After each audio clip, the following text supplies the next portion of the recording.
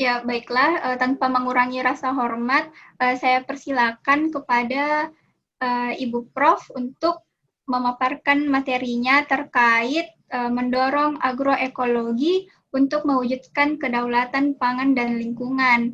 Kepada Ibu Prof, waktu dan tempat dipersilahkan.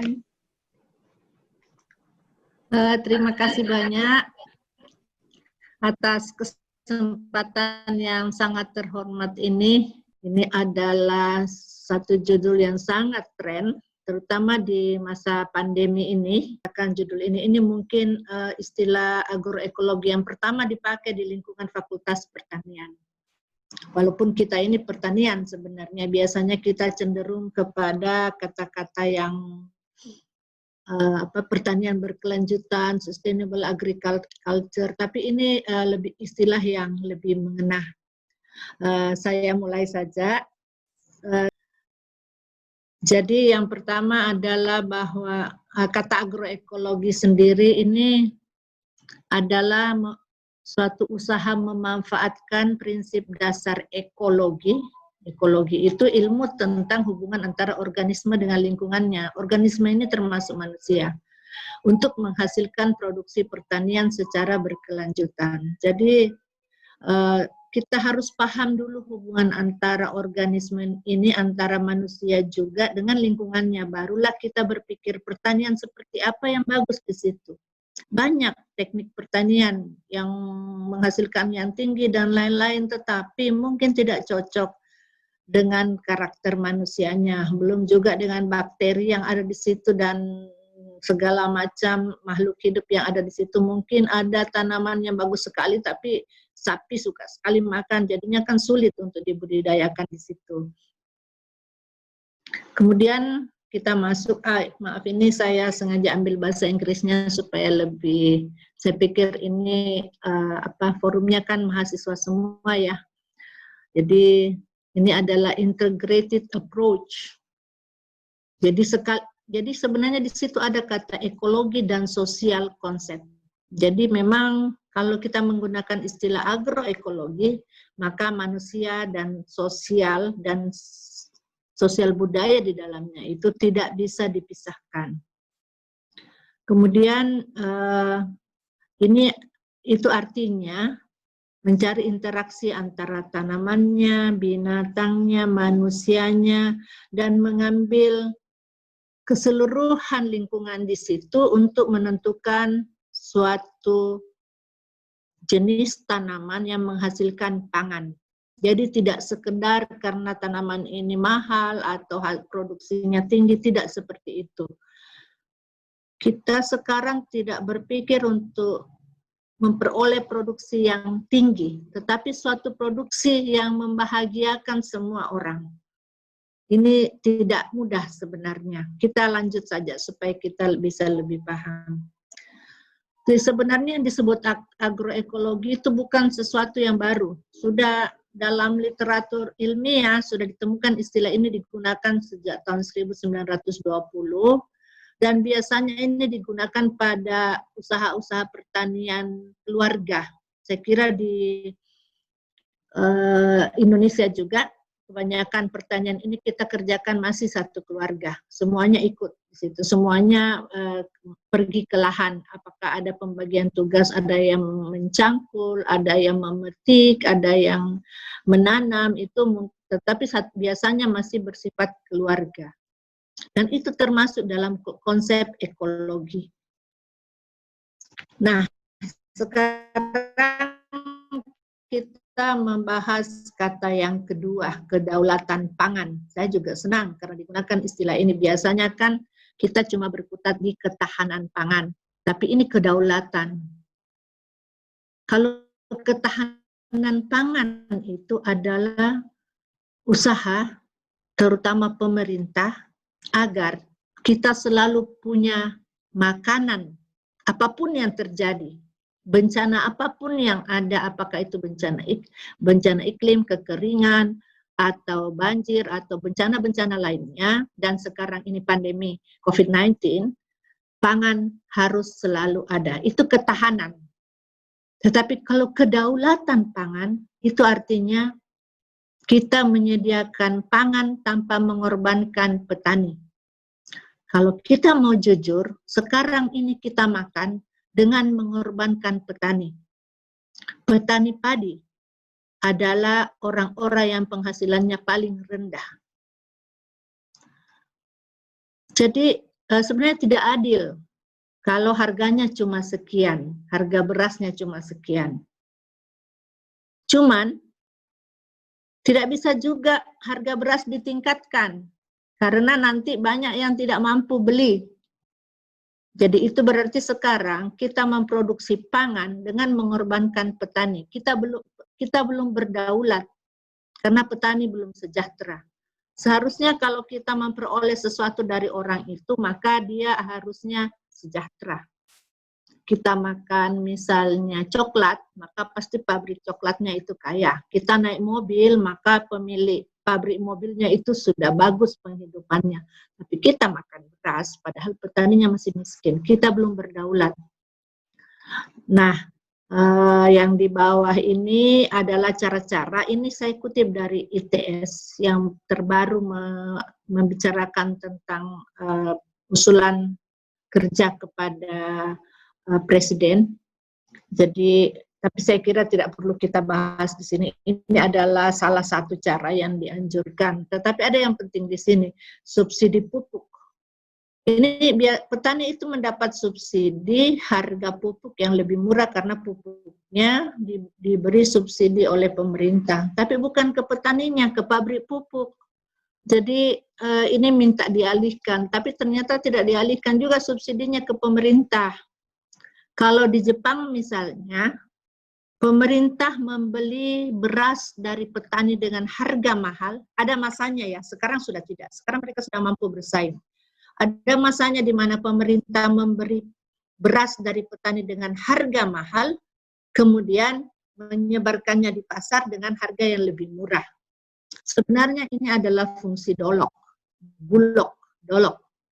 untuk menstabilkan harga di tingkat masyarakat. Jadi akan dijual sesuai dengan harga yang mampu dibeli oleh masyarakat Indonesia secara rata-rata.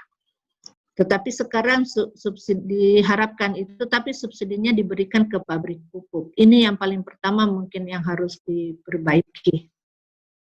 Kemudian lanjut, mengapa urgen sekali agroekologi ini? Pertama karena agroekologi itu menggabungkan sains dan juga itu sebagai social responsibility. Jadi ada tanggung jawab semua orang, baik itu orang per orang, baik itu akademisi, baik itu swasta maupun pemerintah. Kemudian agroekologi ini akan mendukung SDGs nomor 15, 13, 12, dan 2. Nanti kita lihat SDGs-nya. Dan dalam masa pandemik atau resesi ekonomi yang pertama, jadi setelah pemerintah sibuk membuat kita bermasker dan jaga jarak dan segala macam sampai belajar dari rumah, kerja dari rumah, maka yang pertama pemerintah lakukan adalah memanggil Menteri Pertanian dan menanyakan berapa stok beras kita dan pangan-pangan lainnya. Dan sekarang kelihatannya di Indonesia ada sesuatu yang terjadi dengan pangan, karena sekarang food estate yang direncanakan di Kalimantan itu dipimpin oleh Prabowo, Menteri Pertahanan. Jadi itu dianggap sudah membahayakan keamanan rakyat. Kita belum bisa membacanya dengan baik karena kalau dari segi beras saja sebenarnya kita tidak kekurangan, tetapi mungkin memperkirakan pandemik dalam skala yang lebih panjang, maka sekarang Pak Prabowo yang jalan, dan tadi malam saya dengar dia mau tanam singkong di Kalimantan. Nah, mudah-mudahan ada penasehatnya dari bidang konservasi dan pertanian. Karena agak susah membayangkan Prabowo tanam singkong ya. Ini adalah SDG. Jadi ini development goals. Sebenarnya kalau kita itu memperbaikinya dari bawah, dari nomor 17. Dan akhirnya nomor 1 akan dicapai, menghapus kemiskinan. Jadi semua apapun yang kita lakukan, maka tujuannya harus menghapus kemiskinan. Percuma kita berlelah-lelah kalau masih ada orang miskin. Dan kita bisa lihat yang terkait dengan agroekologi itu menjaga ekosistem darat. Ini yang paling pertama, nomor 15.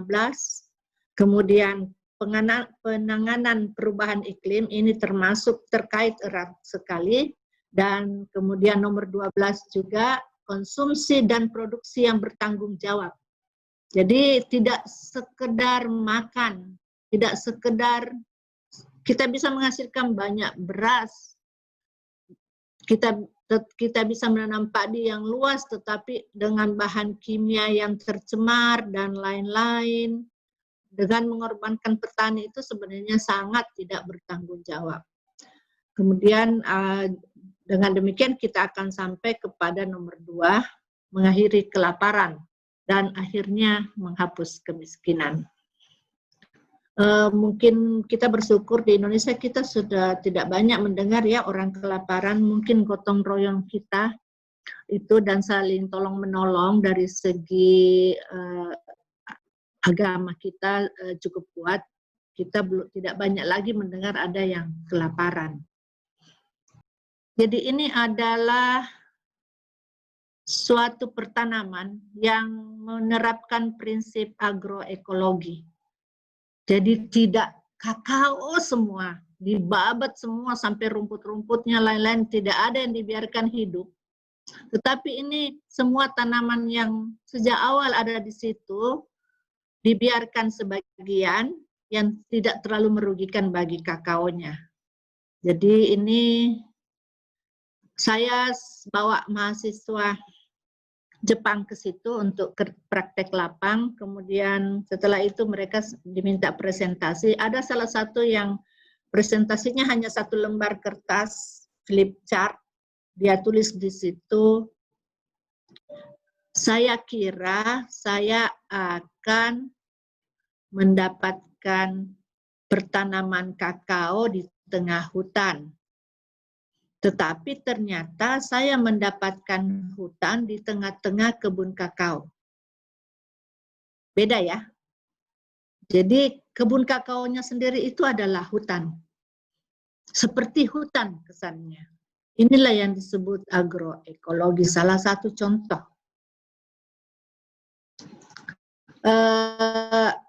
Dari segi akademis, apa yang karena mereka itu akan segera mau mulai membabat karena oleh penyuluhnya, sebenarnya ini penyuluhnya ini juga cenderung mau membawa mereka untuk menanam sesuai jarak tanam, jangan ada tanaman lain supaya pohon kakaonya lebih banyak. Jadi saya memulai penelitian di situ untuk memperlihatkan betapa pentingnya agroekologi itu. Jadi saya petakan kebunnya Pak Herwin ini yang kira-kira luasnya 1 hektar. Maaf ini penampilannya kurang cantik. Di situ ada macam-macam pohon. Jadi warna titik ini tergantung dari jenis pohonnya. Nah, akhirnya setelah dihitung ini titik, maka kesimpulannya seperti ini adalah bahwa ada tanaman coklatnya 667, kemudian kelapa 77, dan seterusnya sampai ke bawah. Total ada 870 pohon. Seandainya yang ditanami kakao semua, maka bisa dapat sekitar 1000 pohon kakao. Jadi, tapi saya mencoba menghitung nilai ekonominya. Ini baru nilai ekonomi ya. Sebenarnya di sini ada nilai sosial, tapi kita ekonomikan semua. Misalnya kelapa itu memang dia jual, jadi cocok harganya segitu. Dan sebagian kalau dia dijadikan minyak kelapa, maka harganya nilainya lain lagi sebagian. Pisang goreng misalnya, padahal itu mereka tidak pernah jual pisang goreng, tapi kita beri nilai. ekonomi. Karena pisang itu adalah nilai sosial, biasanya dibagi ke tetangga.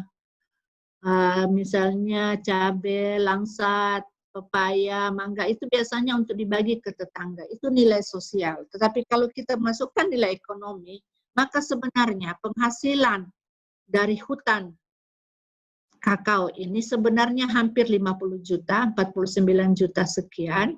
Ini dengan harga pasar, kita ambil pasar di Polewali, ini daerahnya di Polewali. Kemudian kalau misalnya semua 1000 pohon itu adalah kakao, maka sebenarnya penghasilannya cuma 30 juta. Itu pun kalau harga kakao yang ditentukan oleh harga kakao dunia seperti saat itu. Saat itu harganya cukup bagus. Jadi sementara harga tidak ditentukan oleh petani kalau kakao. Kalau yang di atas ini selain kakao, maka harganya itu lebih lokal, jadi tidak terkena macam-macam resesi. Kemudian saya lompat saja, upaya yang perlu dilakukan dalam mendorong agroekologi. Saya ambil yang mudah-mudah saja. Kita bicara apa upaya akademisi, petani, pemerintah, dan masyarakat. Saya sarikan, saya tidak sebutkan dengan jelas, tapi saya kira kita bisa menebak siapa yang berperan. Misalnya yang pertama ini adalah agar bisa terbaca ya, screen saya terpotong. Solusi 1, pemanfaatan lahan sesuai kelasnya.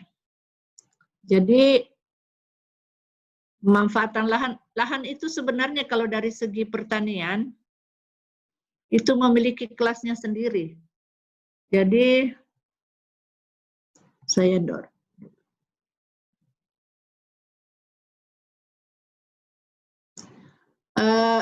sebenarnya ini mudah sekali, karena itu saya memilih ini untuk ditampilkan.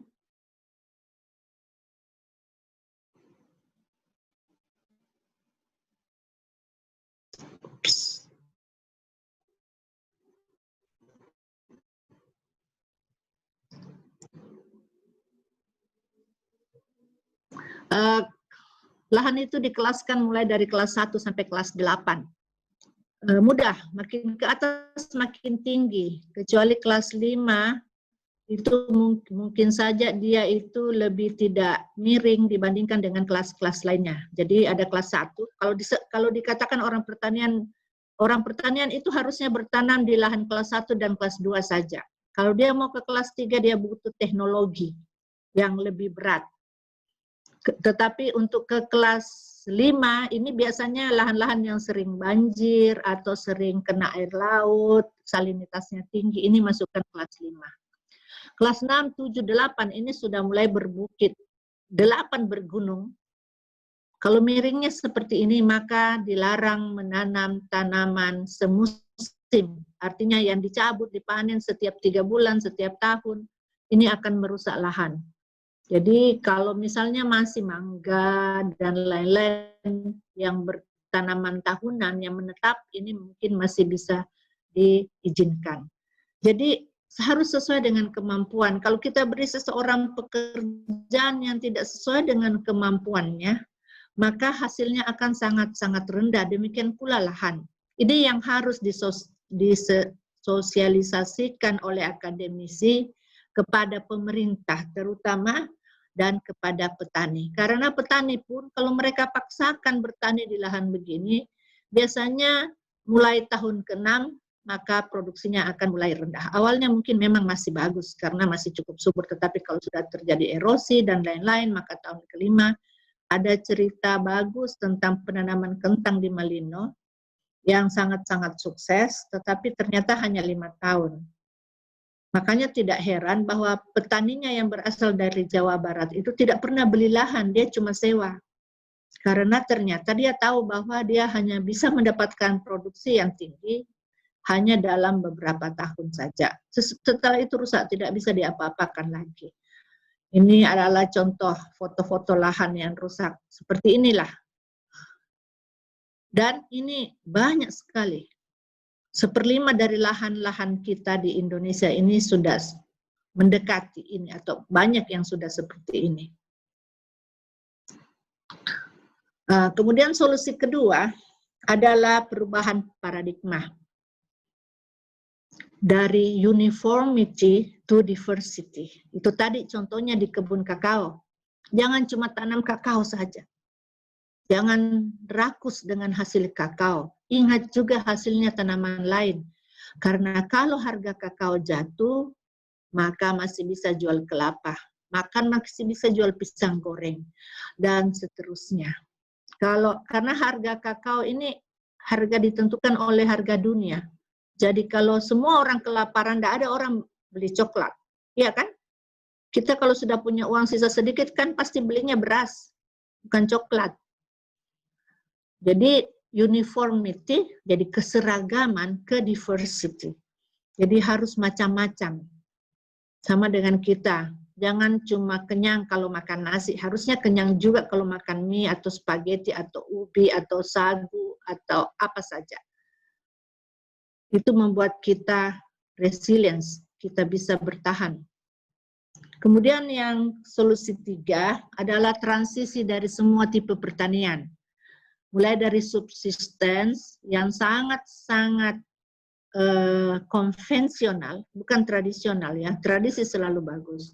Yang sangat konvensional yang masih mencangkul sendiri, dibantu oleh kerbau, dan di sisi yang lain ada yang sangat industrial, semuanya mesin, perkebunan-perkebunan besar, dan itu diharapkan masuk menjadi diversified agroecological farming. Jadi ini harapan kita harus semuanya harus bertransisi sehingga ada sesuatu yang ada ekologinya. Tetap menghasilkan produksi pertanian mungkin tidak terlalu banyak nilai ekonominya, tetapi nilai ekologinya dan nilai sosialnya itu lebih tinggi. Kemudian solusi yang keempat adalah partisipasi masyarakat. Eat local food, save local farmer. Kita sekarang punya dilema yang besar. Apel misalnya, lebih murah tuh apel impor. Apel lokal itu lebih mahal dan kurang enak. Dan ini harusnya gerakan partisipasi, artinya saya dengan sadar mau membeli itu dan menyelamatkan petani lokal. Jadi sesuatu yang lebih lokal sebaiknya dikonsumsi. Dan ini harus secara partisipasi, kesadaran. Kalau mobilisasi, kita ahli sekali mobilisasi. Kalau mau demo, bagaimana menggerakkan orang, atau mau lomba sepeda atau apa, cepat sekali. Kita pintar sekali mobilisasi, tetapi kita tidak pandai dipartisipasi. Kita maju lagi sedikit, dan solusi 5, tadi kita sebenarnya agak terpaksa beli local food yang kurang enak. Seharusnya pemerintah membantu mereka agar mereka mampu bersaing dari segi harga dan dari segi kualitas. Sehingga kita berpartisipasi dengan rasa senang. Jadi katakanlah apel impor dan apel lokal harganya sama, rasanya sama, maka kita bisa berpartisipasi dengan lebih baik dengan kesadaran untuk membeli yang lebih lokal.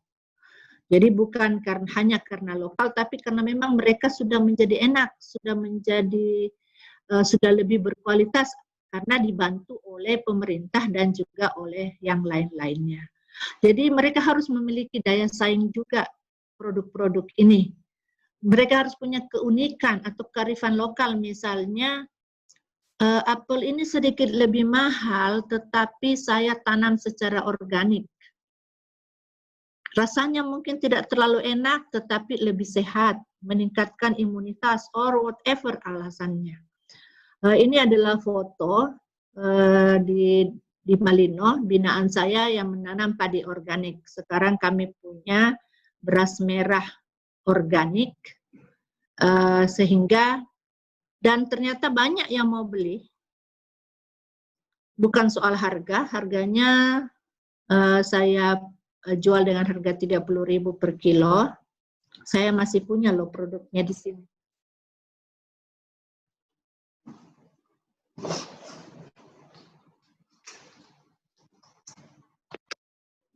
Ini produknya. Setiap kali ada teman-teman yang telepon, saya bawa. Jadi ini karena orang memilih ini karena dia organik. Jadi petani-petani, saya beli dari petani seharga 25.000. Biasanya kalau mereka tanam beras putih biasa yang dipupuk, maka harga jual mereka per kilo hanya di bawah 10.000. Mengapa harus dibeli lebih mahal? Karena tanpa pupuk kimia, produksi per hektarnya lebih rendah. Jadi dia harus mendapatkan uang yang minimal sama. Kalau mau mendapatkan uang yang minimal sama, harganya harusnya 16.000. Tetapi karena dia organik dan supaya lebih banyak yang mau tanam, maka kami beli dari petaninya seharga 25.000. Jadi seperti itulah. Ini adalah agroekologi dari beberapa pengalaman saya sendiri. Indonesia. Jadi yang sempat saya dengar info juga Prof, kalau ternyata pemerintah ingin melakukan pembatasan atau menghentikan proses pupuk bantuan begitu Prof. Jadi kalau menurut Prof itu apakah itu akan efektif untuk petani jika pupuk bantuan itu akan dihentikan di mereka, dan menurut para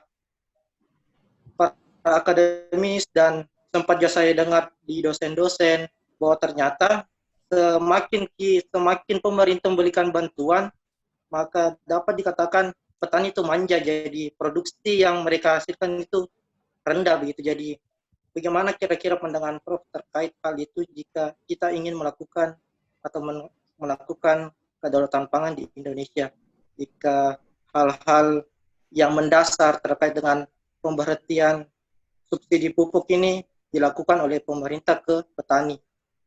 Terima kasih. Terima kasih pertanyaannya, Fajrin. Ibu Prof, ya. Saya jawab langsung ya. Iya. Ya, menarik sekali pertanyaannya. Jadi terus terang ya, saya itu termasuk juga orang yang berpendapat bahwa subsidi pupuk itu tidak tepat. Karena begini, jadi ada pupuk yang dijual dengan harga murah. Yang boleh beli cuma petani. Tapi kan sulit sekali. Malah pupuk itu biasanya lari diambil oleh perusahaan-perusahaan besar, perusahaan sawit dan lain-lain, atau tambak, udang misalnya, kan mereka juga butuh pupuk yang sama. Jadi akhirnya tidak tepat sasaran. Dan selama ini petani juga sulit sekali mendapatkan pupuk itu. Dan biasanya kalaupun dapat sudah terlambat, sudah lewat pupuk itu kan dibutuhkan pada awal-awal tanam. Itu sudah hampir panen baru dapat pupuknya. Jadi sudah tidak tepat waktu, juga tidak tepat sasaran. Bukan karena tidak mau membantu petani. Saya kira karena mau menemukan solusi lain untuk membantu petani.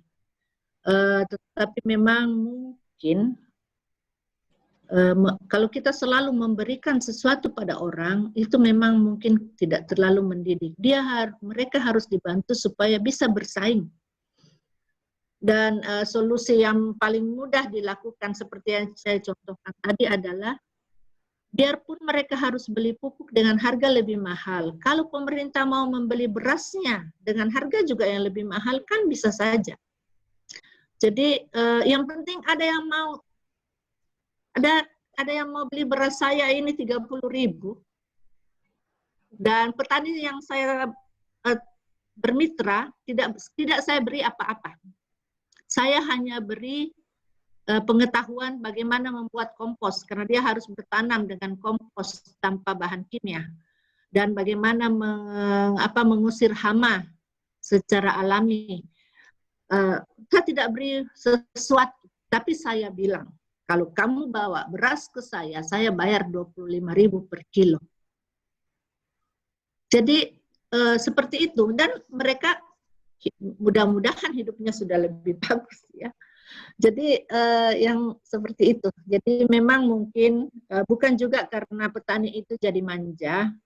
Saya kira justru karena petani itu sulit sekali memperoleh pupuknya. Kebanyakan ya, akhirnya mereka juga beli pupuk yang mahal. Bukan pupuk ya. Mungkin hanya sepertiganya yang mampu memperoleh pupuk yang disubsidi pemerintah itu. Saya kira jadi caranya mungkin yang mau diubah.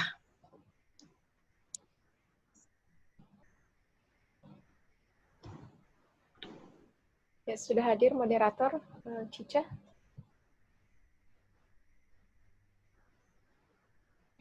Ya, terima kasih banyak Ibu Prof atas jawabannya. Bagaimana Saudara Fajrin? Ya, Apakah terima masih kasih ada Prof. yang ditanyakan? Mungkin sedikit lagi yang mau saya tanyakan Prof. Terkhusus Ya. kita mahasiswa yang di luar background pertanian lah, yang sosial. Kira-kira langkah awal apa yang patut kita lakukan setidaknya untuk mewujudkan kedaulatan pangan untuk di luar mahasiswa yang berbackground sosial, ya, dan di luar pertanian, Prof. Pertanyaan yang sulit, tapi saya kira tadi ada kan yang partisipasi. Jadi dan sebenarnya masalah di Indonesia ini daripada teknis bertaninya, sebenarnya masalahnya itu adalah masalah sosial. Jadi mungkin untuk yang non eksakta, yang non pertanian, yang paling pertama itu dilakukan adalah membangun rasa bahwa local food. Jadi produksi-produksi lokal itu kita banggakan, kita utamakan. Memang mereka masih harus memperbaiki banyak kualitas dan harga. Tetapi kalau cuma perlu sedikit, cuma beda 5.000, belilah yang lokal misalnya ya.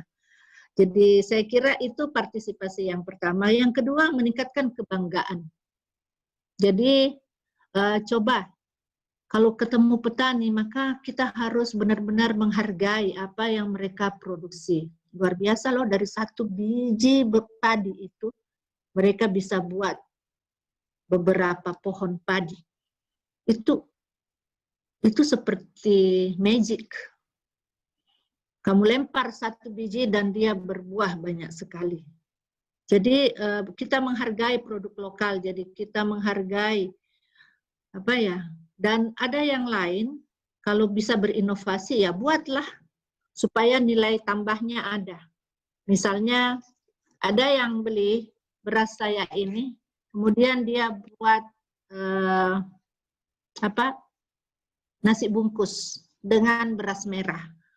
Jadi yang seperti itu. Jadi kalau ada yang bisa memanfaatkan produk-produk lokal itu, dan supaya bisa dimanfaatkan memang harus ada nilai tambahnya. Ini nilai tambahnya organik, jadi sehat.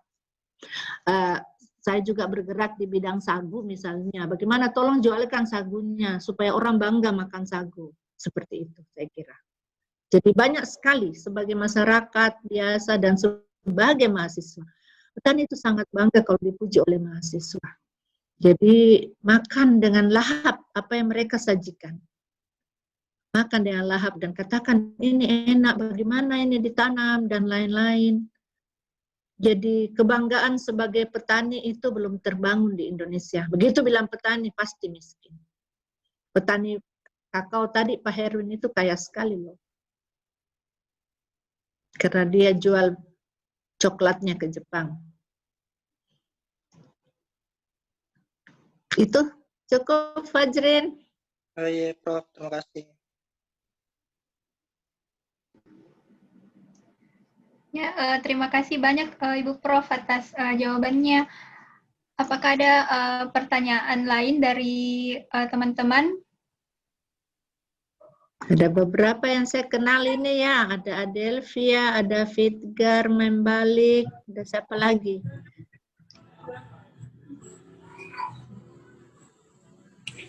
Saya Ibu Prof. Ya. Ya, silahkan Adel. Ya, terima kasih atas kesempatan yang telah diberikan. Jadi Prof, saya mau tanya, kalau kerusakan lingkungan telah terjadi di mana-mana itu, Prof, seperti lahan-lahan di Indonesia yang diolah menjadi monokultur, ataukah lahan-lahan atau daerah pertambangan itu di mana tanahnya itu sudah rusak, sangat rusak, Prof, dan sangat susah untuk diperbaiki kembali. Nah, pertanyaan saya di sini, Prof, apakah masih besar peluang untuk mewujudkan agroekologi jika permasalahan sudah timbul, Prof? Ya, terima kasih, Prof.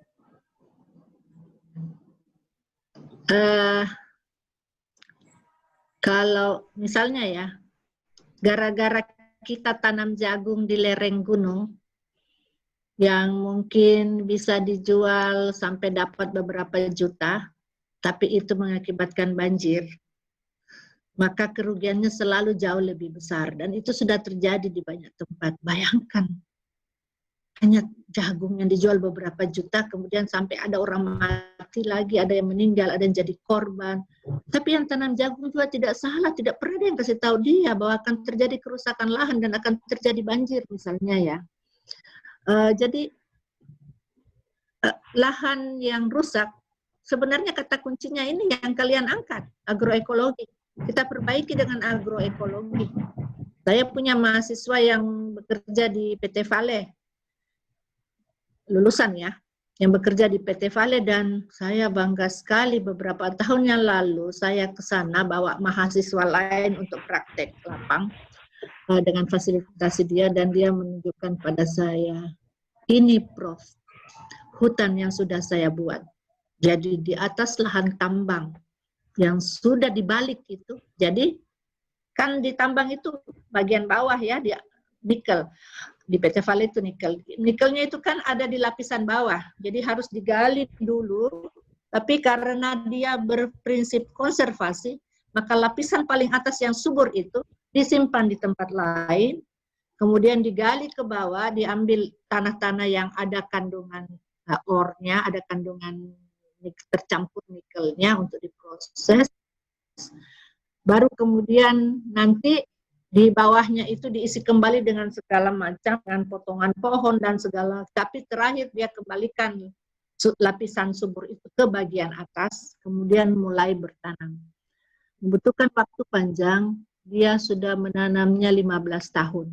Tapi saya bangga sekali, kami berfoto berdua, seharusnya saya perlihatkan itu ya fotonya, di depan hutan yang dia buat. Jadi, karena saya ahli tanah, maka saya akan bilang, tanah apapun kamu kasih saya tanam.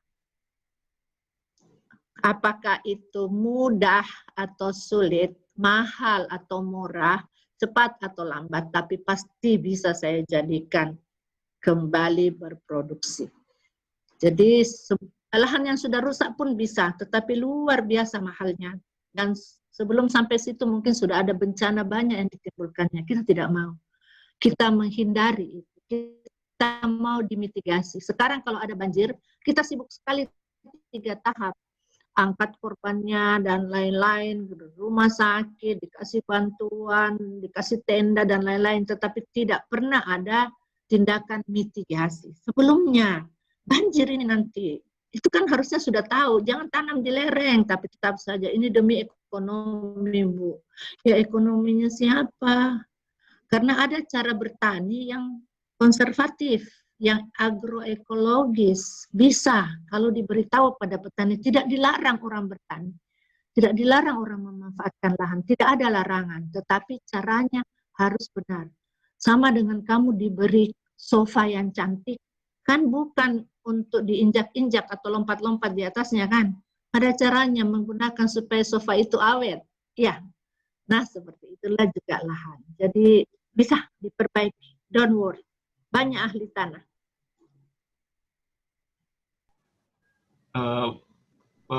Pertanyaan saya, Prof, mengapa ketika membahas bantuan pemerintah, opsi pertama yang dikatakan oleh Prof sendiri adalah bentuk bantuan pupuk.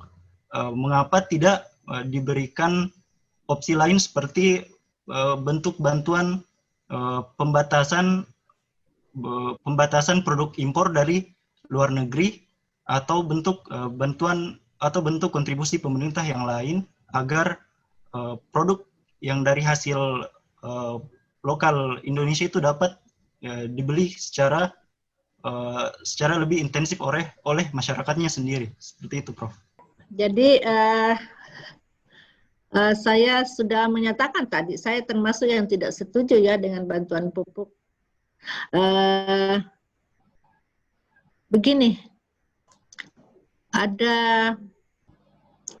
saya juga termasuk yang berpendapat seperti kamu, sebaiknya dihentikan itu impor. Tidak apa-apalah kita makan apel yang kurang enak atau tidak makan anggur karena tidak punya, supaya tanaman lokal itu bisa lebih banyak dikonsumsi. Itu adalah satu pandangan satu sisi ya dari kita, dari orang-orang yang pro petani. Tetapi di pihak lain, pemerintah melihat secara lebih nasional, ketersediaan pangan itu akan terbatas. Jadi sekarang dengan Pak Menteri yang sekarang, Pak Sahrul, sudah banyak impor yang di-cut. Impor-impor yang tidak perlu, itu sudah banyak yang di-cut. Tetapi gula, bahkan bawang merah dan bawang putih saja, itu tidak cukup. Padahal kita suka makan sambal. Jadi bagaimana ini? Jadi tidak bisa tiba-tiba, tapi betul. Kebijakan harus mengarah ke situ. Memang tidak bisa tiba-tiba karena mungkin ada keseimbangan-keseimbangan lain yang perlu diperhatikan juga. Karena tidak otomatis begitu impor di-cut, begitu petani semua tanam bawang misalnya, tidak otomatis itu terjadi. Petani kita itu sulit sekali diubah. Karena itu namanya agriculture. Bertani itu memang culture. Jadi mereka tidak suka ubah-ubah tanaman yang dia tidak tahu. Kecuali kalau harganya bombastis. Misalnya ada zamannya cengkeh, semua tanam cengkeh, babat. Sekarang sawit, semua tanam kakao. Tapi sebenarnya itu ikut-ikutan. Jadi memang tidak semudah itu, tapi saya setuju kita akan terus mengawal pemerintah agar hanya hal-hal tertentu yang diimpor. Itu betul sekali, saya setuju sekali dengan kamu. Mudah-mudahan di zamannya kalian menjadi pejabat, maka impor kita sudah sangat terbatas. Tetapi memang di dunia global ini, saling keterkaitan dengan impor pangan itu memang terjadi. Amerika pun, Jepang pun, semuanya itu tergantung pangannya dari negara lain. Di pandemi ini kita tidak bermasalah pangan, sebenarnya kita sudah sangat luar biasa. Sangat-sangat luar biasa. Jepang misalnya lebih dari 50% makanannya itu diimpor. Jadi yang masih makan Indomie, itu kan gandumnya diimpor. Bagaimana kalau makan paginya diganti singkong atau kapuro? Iya kan? Jadi yang seperti itu dulu. Biasakan dulu makan yang lebih lokal. Saya tidak adil kalau menganjurkan ini pada kalian. Saya sudah mulai melakukan itu, mungkin karena umur saya juga. Memang kita harus membiasakan diri dulu. Coba setiap kali kamu makan, kamu pikirkan ini bahan bakunya apa sih? Impor, gandum 100% impor, ya kan? Jadi supaya kalau pemerintah mau membuat kebijakan itu implementatif. Tapi saya dengar sendiri dari Pak Menteri sudah banyak sekali impor makanan, jenis makanan, impor pertanian yang dikasih. Walaupun kebijakan impor tidak ada pada Menteri Pertanian, ada pada Menteri Perindustrian. Tetapi Menteri Pertanian menjamin ketersediaan dalam negeri, sehingga Menteri Perindustrian bisa didesak untuk menghentikan impor. Saya titip pesan pada masyarakat yang diimpor. Dan berapa kemungkinannya kita menyetop itu? Tidak bisa asal stop karena ini masalah makanan. Beras saja masih harus kita impor. Makassar, Sulsel itu surplus. Saya seharusnya menyajikan data itu di sini, tapi Jakarta minus Jakarta. Saya kira. Tapi sebenarnya kita sudah tidak bisa juga meningkatkan produksi beras. Hanya akan terjadi kalau kita mau mengurangi konsumsi beras. Tolong kalian kurangi nasinya setengahnya supaya berasnya cukup untuk semuanya. Nasi yang kurang itu diganti dengan sayur. Kalau bisa sayuran ditanam sendiri. Ya, saya kira itu jawaban saya, moderator. Ya, Cica sudah ada? Sudah dia? Ya, Nugrah. Ya, terima kasih banyak jawabannya Ibu Prof. Ya, mungkin ini ada satu pertanyaan lagi. Silahkan teman-teman. Ini pertanyaan terakhir. Bisa saya, Kak, moderator? Ya, silakan, Michal. Baik, terima kasih atas kesempatan diberikan. Terima kasih juga kepada Prof yang sangat menarik materinya. Jadi mungkin saya tadi tertarik terkait dengan pemanfaatan lahan sesuai dengan fungsinya. Nah, utamanya tadi yang dibahas sama Prof terkait lereng-lereng yang sudah ditanami jagung seperti itu. Tadi dikatakan, ya sebenarnya juga tidak salah karena mereka butuh juga bertanam itu karena dikarenakan kebutuhan ekonomi seperti itu. Nah, tapi kita juga dijelaskan bahwa sebenarnya ada bentuk penanaman atau pertanian yang bisa tetap menghasilkan ekonomi dengan juga tidak merusak daerah perbukitan itu. Nah, mungkin yang menjadi pertanyaan saya di sini berarti peran dari sektor utamanya Kementerian Pertanian di sini kurang seperti itu. Nah, bagaimana tanggapan Prof terkait itu? Terima kasih. Ya, saya jawab langsung ya, moderator ya. Ya, silakan Prof. Satu pertanyaan yang juga sangat-sangat menarik. Jadi Kementerian Petani menanam karena tidak sadar bahwa dia akan merusak lahan. Siapa yang salah? Memang sedikit ada, misalnya di Kementerian Pertanian memang selalu produksinya tinggi, produksinya melimpah. Itu tugasnya dari dulu. Jadi harus ada juga perubahan pola paradigma di sana. Tadi juga saya ikut satu seminar konservasi, pengarus utamaan konservasi tanah dan air, yang bicara itu adalah dirjennya ya, bukan dirjen, salah satu direktur hortikultura. Dan memang sedikit sekali kata konservasi yang dia bicarakan di sana. Jadi memang wawasan konservasi harus dibawa juga ke Kementerian Pertanian. Betul sekali itu. Walau padahal beliau itu adalah lulusan ilmu tanah. Beliau sadar juga, oh ini foto yang saya tampilkan ini sebenarnya sistem bertanam yang merusak lahan. Tahu juga dia. Tapi jadi bagaimana ya? Jadi pengetahuan seperti ini, beruntunglah sekarang ada mahasiswa dari Fakultas Non Pertanian yang tidak pernah belajar konservasi juga sekarang mendengarkan. Jadi seperti ini perlu disebarluaskan, tidak cukup. Jadi saya kira ini agak lambat, tapi kalau kita mulai dari mahasiswa seperti kalian, maka ketika kalian menjadi penentu kebijakan di bidang apapun, maka kalian akan ingat ini, bahwa lahan harus dimanfaatkan sesuai dengan kemampuannya. Ini harus menjadi pengetahuan umum, sama dengan pengetahuan umum bahwa kita harus makan makanan bergizi. Seperti itu. Jadi tingkat pendidikan masyarakat secara umum perlu dinaikkan, dan memang tadi ada kata pengarus utamaan. Jadi memang diangkat tadi webinarnya itu oleh Universitas Brawijaya karena sekarang kita sibuk sekali disuruh meningkatkan pangan untuk mengamankan pangan untuk pandemi misalnya, tetapi konservasi dilupakan. Jadi padahal ini harusnya pengetahuan umum. Kami berharap banyak petani milenial yang sudah sadar akan itu.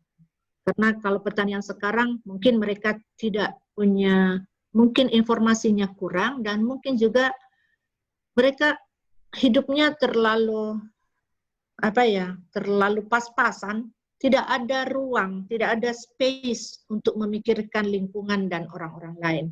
Mereka sibuk, besok mau makan apa, padahal bertani kan, tapi besok sendiri berasnya sudah tidak ada, karena berasnya sudah dia jual untuk bayar uang sekolahnya anaknya misalnya.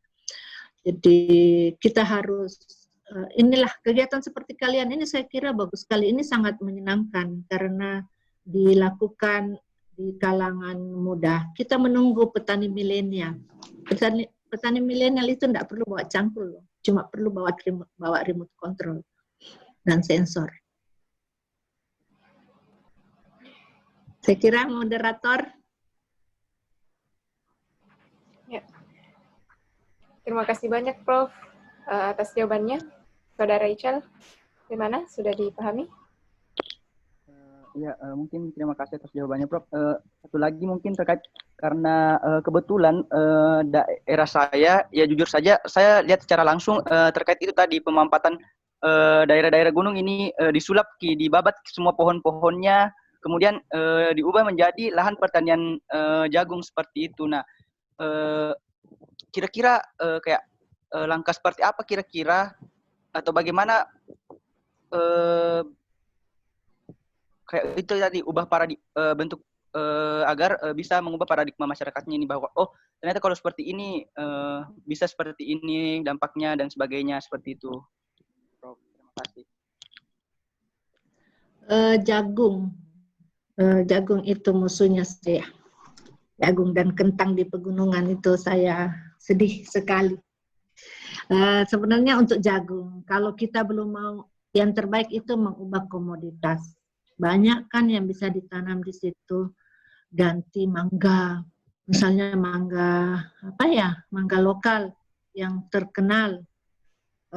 Kita siapkan bibitnya dan lain-lain, tanam ini kalau dijual harganya berapa, tanaman misalnya rambutan dan lain-lain, mungkin diselipkan dulu di antara tanaman jagungnya, sampai mulai berbuah, baru nanti ubah saja ini jagung, ganti jadi cabai atau ganti jadi lain-lainnya. Itu seperti itu. Karena jagung sangat tidak dianjurkan. Pertama jagung itu dia tidak suka kalau ada tanaman besar di sekelilingnya. Dia tanaman rakus matahari. Itu membuat lahannya terbuka sekali. Dan ini lahan terbuka itu musuhnya konservasi karena hujan bisa menghancurkan tanahnya dan membawanya pergi. Jadi yang perlu memang, dan masalahnya jagung itu cepat karena ada perusahaan yang menyiapkan bibitnya gratis, semuanya gratis, dan juga dibeli untuk pakan ternak misalnya. Nah, harus ada cara bertanam jagung yang cukup aman adalah ditutup semua. Jadi walaupun ada tanaman jagungnya kecil, maka lahan yang terbuka di sebelahnya itu ditutup dengan sisa tanaman. Jerami atau batang jagung yang tua itu namanya dimulsa. Sehingga hujan tidak langsung menerjang dan menghancurkan tanah. Itu cara pertama. Atau ditanami tanaman lain di bawahnya yang merambat. Ada rumputan misalnya yang bisa jadi makanan ternak dan lain-lain. Jadi kombinasi namanya tumpang sari atau tumpang gilir. Banyak ada teori banyak sekali di konservasi tanah. Sehingga itu bisa dilakukan. Tapi masalahnya siapa yang pergi kasih tahu ini? Ya, jadi kita bicara sama petani satu persatu juga tidak efektif ya. Mari sama-sama kita pikirkan bagaimana supaya petani tahu. Mungkin kalian bisa jadi jurnalis yang bagus. Jadi memperlihatkan contoh yang bagus, memperlihatkan jagungnya Nimusa, memperlihatkan jagungnya tumpang sari dan lain-lain. Dapat mungkin nanti cabenya bukan cuma jagungnya misalnya ya. Yang seperti itu sehingga bisa menarik untuk mereka. Memang usaha untuk itu masih sangat terbatas. karena kepala dinasnya sendiri belum tentu sadar konservasi. Ini generasi generasi kami atau negara ini kan baru berkembang ya. Kalian termasuk generasi yang lebih mujur, yang tidak terlalu menderita lagi. Generasi kami cari uang kuliah saja masih susah misalnya ya. Mungkin kalian juga ya masih ya, tapi mudah-mudahan ada waktu untuk memikirkan lingkungan, karena lingkungan yang kami rusak itu akan segera menerjang kalian. Zamannya kami lingkungannya belum rusak, kita manfaatkan maksimal. Nah, terjadilah banyak masalah sekarang.